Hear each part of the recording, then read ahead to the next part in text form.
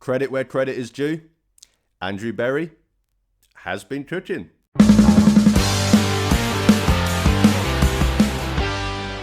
Hey guys, welcome back to my channel, or if you are new here, then please do me a favour and hit that subscribe button. So, the good news, Cleveland Browns football is just over a week away. We are so close. Week 1 game week beginning on Monday, just a few days away.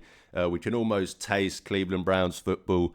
Ohio State begin their college season today, just a few hours of recording, hence the jersey. Of course, against number 1 ranked Texas. So, what a day, what a time to be a Ohio sports fan. But the bad news is that, of course, with all of this stuff happening, I have felt very ill, caught a very nasty cold, feel like I'm swallowing razor blades, not really been able to speak the last 2 days, hence why this video has come out today, not over the last few days. But I'm too excited about Browns football in Ohio State to not do this video. So here I am. Of course, the Browns, since announcing their initial 53, have made some moves. We talked about it at the time. That was not going to be the 53 that made it to week 1. They were, of course, going to do some roster gymnastics. They were going to move some players around, make some moves, etc., etc. So today, want to talk about all those moves. They claimed 2 players, added 2 players to the 53, which obviously resulted in corresponding moves with 2 players being then released. But they pretty much filled out their practice squad. I think they're up to 16, which is the limit, minus the 1 international player, pathway player you can have. But that's what we're going to talk about today. So not waste any time, jump straight into it. Of course, as mentioned, they kicked it off by making 2 claims. They were number 2 on the waiver wire this year. I'm not actually sure. I haven't actually looked into how many claims they put in, but they came away with 2 players. And that was cornerback Jarrett Bernard-Converse, who was released from the Jets, and running back Raheem Sanders, who was released from the Los Angeles Chargers, who was undrafted this year, with Jarrett Bernard-Converse being undrafted last year. Raheem Sanders, funnily enough, I actually had in my mock draft. You can go back, look at my mock draft on this channel, and I had the Browns taking Raheem Sanders, I think in the 6th round, pick 220, whatever it was. I had them double dipping at running back, but not within the first 4 rounds. I had them going running back fairly early, and then attacking running back again later in the draft, and that is who I had them going with, was Raheem Sanders. Someone that brought in a physical style of running, a big body running back. He's over 6 foot, 215 pounds, I think. He's a big guy. Someone that at that time, and with the kind of, I think Caleb Johnson was who I had obviously as the higher pick, and just felt like those 2 styles fitted each other. The Browns, of course, have still not signed rookie draft pick, 36th overall pick Quinshon Judkins. We still don't know what obviously going to happen with him with the NFL and any potential suspension. So, the Browns have got some they've got some good running backs in that room, but they're, on the smaller side, shall we say. They're more change of pace backs. So it made sense for the Browns, if they're going to be without Quinshon Judkins for at least a couple of weeks to start the season, then if they were going to bring someone in, it would be someone to be more of that bigger bodied back, someone to kind of handle that more short yardage kind of situational plays and stuff. So Raheem Sanders, they brought in, he had a good preseason with the Chargers. I think he had 28 carries, over 100 yards. 2 touchdowns, also had 5 catches for 29 yards. So, he showed some flashes in the preseason, showed, as I mentioned, showed that he can be that archetype of that bigger body back in those short yardage situations, and even showed some, a bit more explosiveness, and someone that could, not just be known as a bruiser, but someone that can be a bit more of a well-rounded running back as well. So I'm, of course, pretty excited about that move. When it comes to making waiver claims, it's, of course, no one's waiving their best players, so you're not going to be claiming anyone that's, a Pro Bowler. This guy is a rookie as well, but someone that, I had I clearly liked enough to have the Browns taking him in my mock draft. Coming out of South Carolina, 4 years at South Carolina, had 1 really good year, in 2023. And then 3 other solid seasons as well around that. This was a good. This was a guy that had a good physical profile, something the Browns, of course, liked, as we'll get into with some of these other players, and good enough college production that made sense drafting. He, of course, went undrafted, and they were able to get him via obviously the waiver wire with the Chargers running back room being pretty loaded. So pretty happy about this move. As I said, if they're going to be without Quinshon Judkins, they needed someone in there. They only had 2 running backs on the initial 53. They had to bring someone in. That's what they did. So they addressed that problem. And, they do now have 2 rookies in the active running back room. And obviously when Quinshon Judkins comes back, if Sanders remains on the team, if they, bring Quinshon back and actually go with 4 running backs or swap him out for maybe a Jerome Ford, which I think would be unlikely, but if that is what they did, then they'd have 3 rookie running backs on the roster, which is probably the only position in the NFL where you can do that, where you could actually, not be a liability having just rookies in that room, because it's one of the only positions where rookies can come in and impact straight away. It is a young man's position, shall we say. But like that move, of course, bringing in Raheem Sanders, they also brought in Bernard Converse, as I mentioned, who mistakenly I said as an undrafted player was actually a 6th round pick by the Jets in 2023 out of Oklahoma State and LSU. He's someone that has been really good for the Jets the last 2 summers.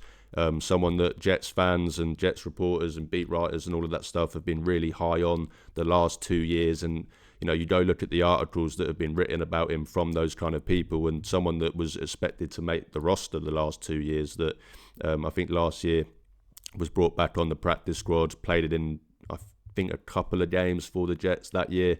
And then this year, obviously, not making the team in what is a pretty good cornerback room over there in New York. So someone that's had a pretty good, as I mentioned, preseason the last 2 years, has shown some flashes. The Browns needed cornerback depth.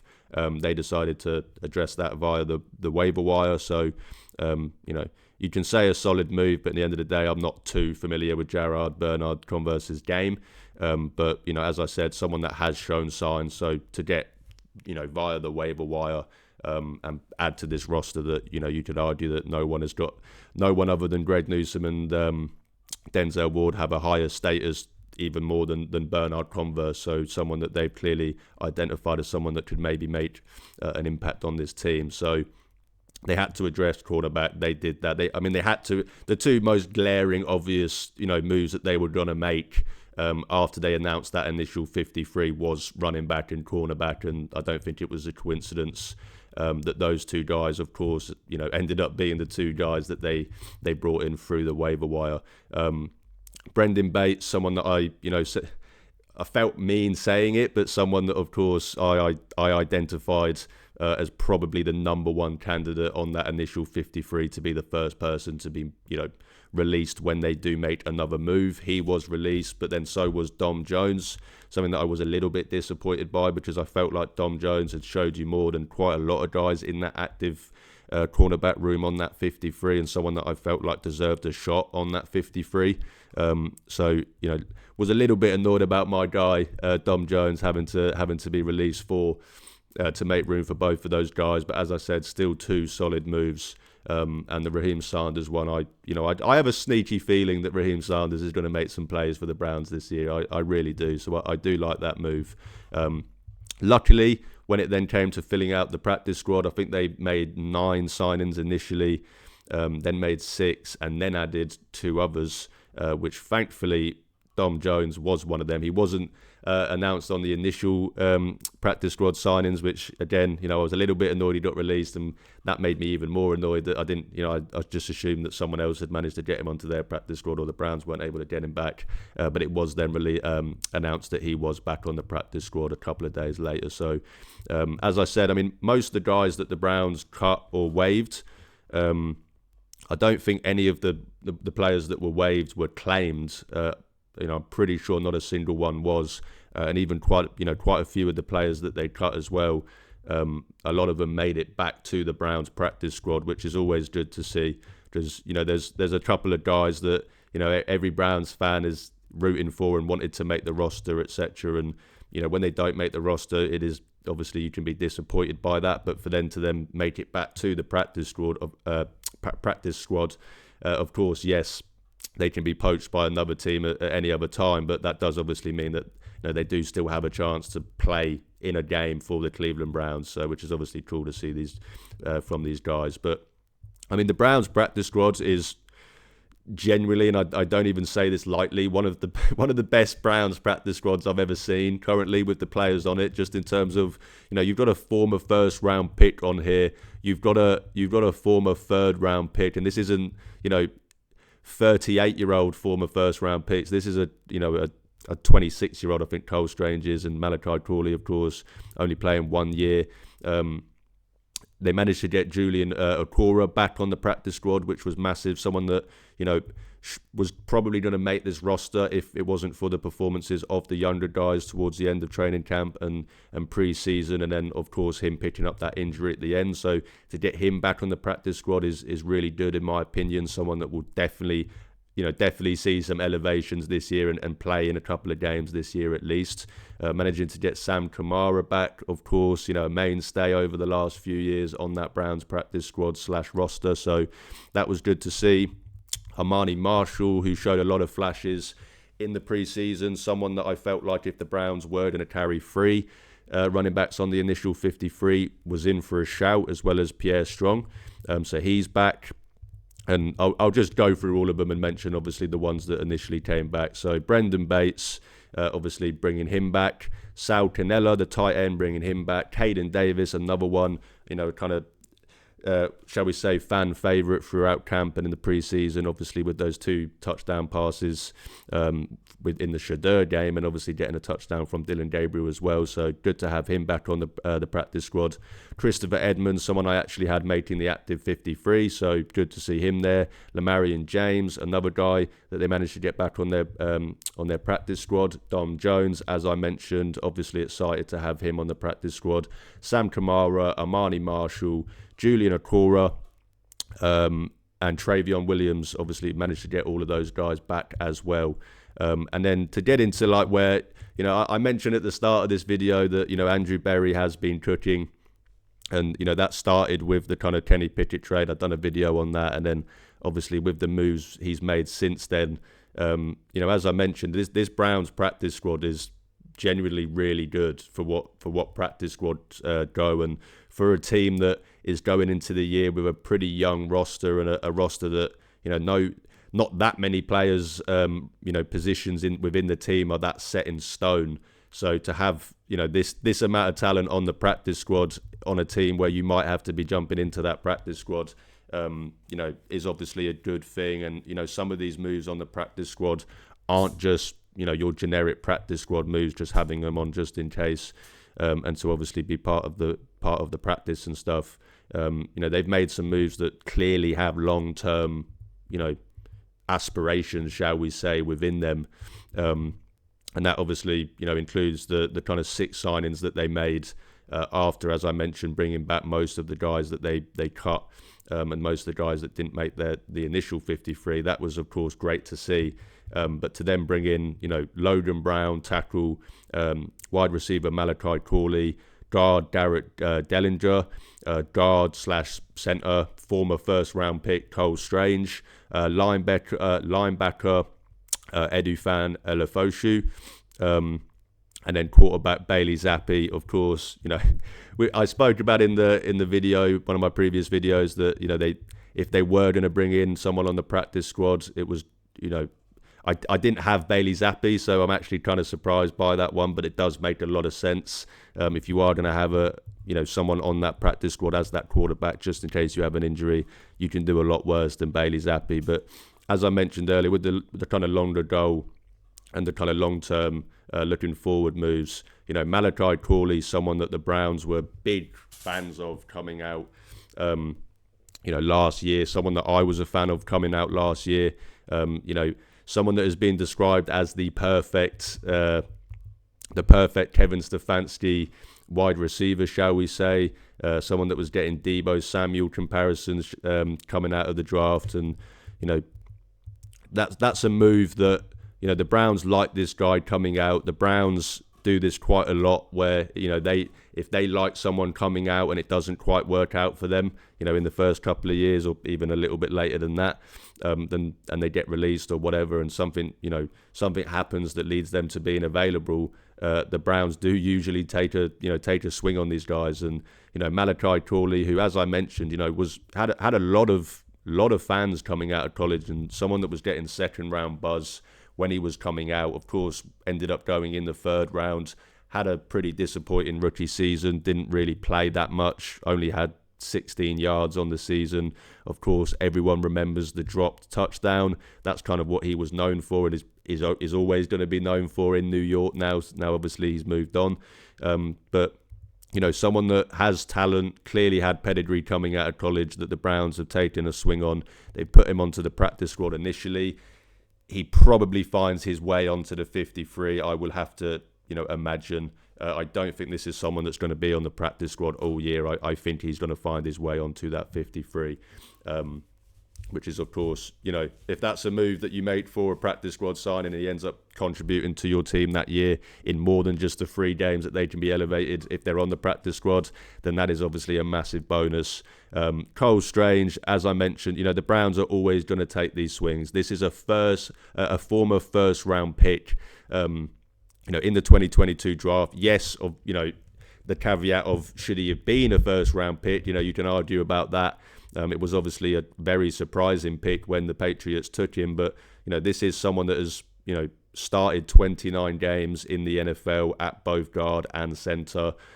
Someone that had a very high pedigree coming out of the draft. So the Browns are always going to take this swing. You cannot, in my opinion, in any way, shape or form, criticize making a move like this for a former first round pick. This is a practice squad signing for someone that was a former first round pick and has started 29 games in 3 years in the NFL. So obviously got injured last year. That's probably what led to him losing his job, and eventually, obviously, still surprisingly being cut by the Patriots, and the Browns were able to get him onto their practice squad. You could say that maybe it says something that no team signed him to their 53. We don't really know what led to him actually being available for the Browns practice squad. But as I mentioned with Malachi Corley, I don't think Malachi Corley was signed by the Browns with them just saying, yeah, come play for our practice squad. I think they probably had those conversations about, him actually, for now being signed to the practice squad, but long term actually being a part of this roster. And I think that is similar with Cole Strange. I think he was brought here with those intentions that, yes, now you are on the practice squad, but we do, have a hope that you actually make it onto the roster at one point, whether that's this year or whatever going forward.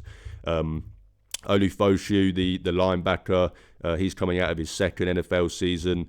He was actually a 4th round pick in the 2024 draft, but only played 4 career games. I think he had less than 10 career tackles. So again, another similar player to Malachi Corley, someone that came out, was a mid-round pick, hasn't really worked out for them in their initial plays, hasn't really been able to get on the field, hasn't really produced at all.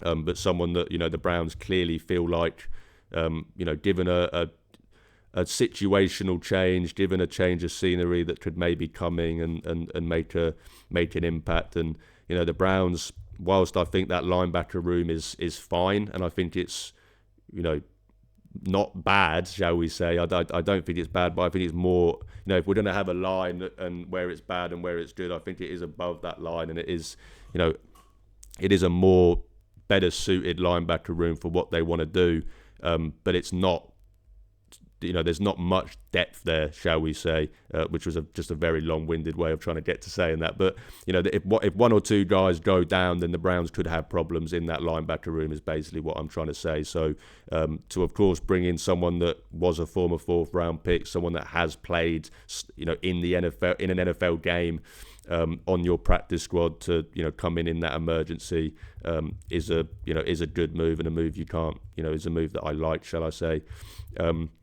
And then the two other offensive linemen, as I mentioned, Brown, who was a undrafted free agent this year, the tackle. This is a big guy. This is a 6'6", over 300 pounds tackle, and a very athletic tackle. And as I mentioned, with Andrew Berry, I think, has only ever drafted or even signed a young player that's got a RAS score of below 8. They really like these athletic players. They like their players to have good athletic profiles, and even though he's 6'6", 311, he moves well. This is a guy that tested well. He did go undrafted, of course, but that doesn't always mean that these players didn't have the talent to be drafted, shall we say. There is a lot of cases where if players do fall further than 5th round, they will just tell teams, don't draft me, because they'd rather just go undrafted and sign with a team instead. But bringing him in, and then obviously Dellinger, the guard, another big guy, 6'5", 320 pounds, but another guy, as I mentioned, with a really good athletic profile, someone that tested really well, coming out of LSU. He was a 7th round pick this year by the Baltimore Ravens. So what a great story it would be if the Browns could pick up a Ravens player that wasn't able to make their roster, and he could be a long-term player and contributor on this team.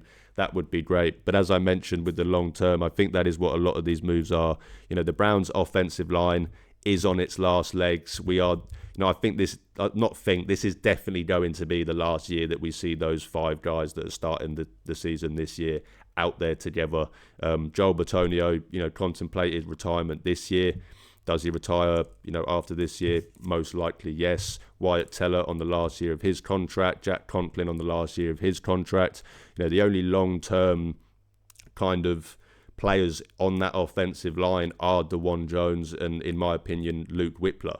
At that centre position. So the Browns have got a lot of moves to make going forward on the offensive line. That's why I was, the last 2 years I've been advocating for them going tackle, going offensive line in the draft. They haven't done it. This year I was actually shocked by, how they did not attack the offensive line at all in the draft. Obviously they did make a few moves in free agency that I liked with Cornelius Lucas, but, they had to get younger, and they didn't do that in the draft. But they ended up doing it after the draft anyway, because, if none of those top tackles were available, and they weren't going to go a tackle at 2, there was no tackle that worth taking at 2. You could maybe argue that they could have gone for, completely forgetting his name now, the guy out of LSU that went to the Patriots at 4. You can maybe argue they could have took him, but Campbell. But there wasn't.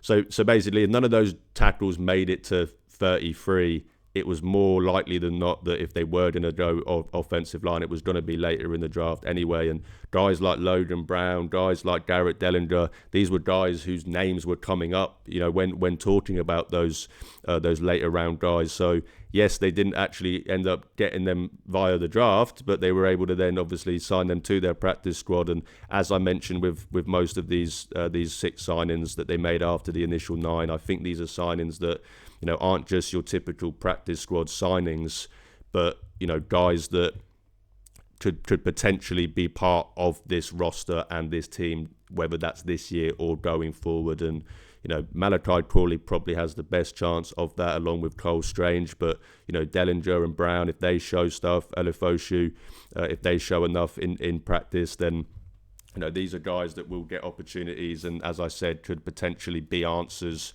to some of those questions that the Browns have on the offensive line, going forward after this year. But overall, so that's the moves that the Browns have made. And as I mentioned, I do think these are good moves, and I Andrew Berry is cooking, all of that, the jokes, stuff that you can make, credit where credit is due. Andrew Berry gets a lot of stick. As I've mentioned before, it's almost the meta now to just moan about Andrew Berry with every single move that he makes. Yes, he has made some bad moves.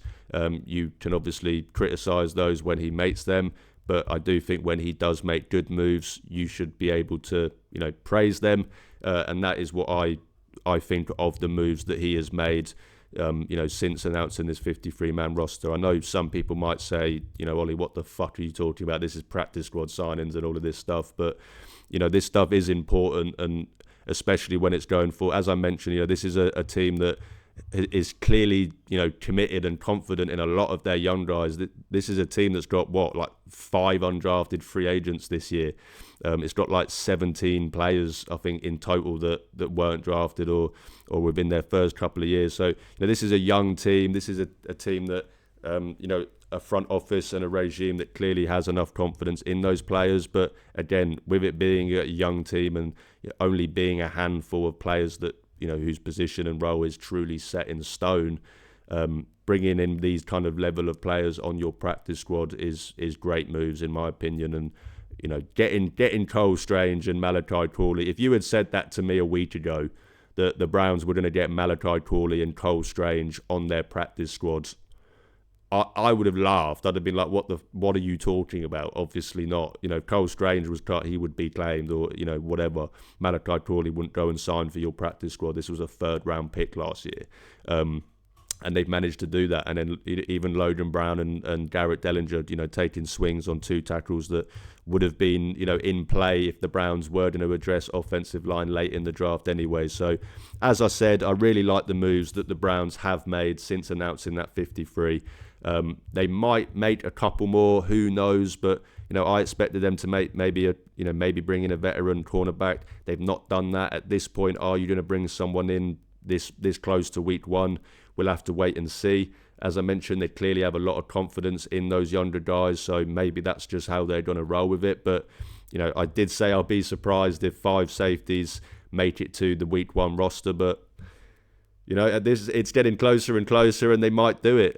They might, the Browns might unconventionally enter week 1 with 5 corners and 5 safeties. But that's the one room left that, if there is going to be moves in terms of the number of players in that room, then that will be number 1, along with maybe running back, of course, depending on what happens with Quinshon Judkins. If he comes back, what do? Do they carry 4, take away a position from another room? Or do they obviously swap him out for one of those 3 guys in there and stick with carrying 3? But that's, of course, what we'll have to see in the coming days and the coming week. Most of those other positions, as I said, I think are pretty much set in terms of the players and as well as the number of players. The quarterbacks, they're going to carry 3. Offensive line, now they are going to carry 10. Defensive line 10, and obviously the linebackers 5. So if we do see any moves, it will probably be at, in that DB room, whether that's moving a few guys around so they end up with 6, maybe elevating someone from the practice squad and cutting someone or whatever. So they've got 6 cornerbacks and 4 safeties. That's what we'll have to wait and see. But that is the moves that the Browns have made. Maybe they make a few more, maybe not. Who knows? We'll have to wait and see. But as I mentioned, I've been pretty ill, so I do apologise with the lack of videos over the last 2 days.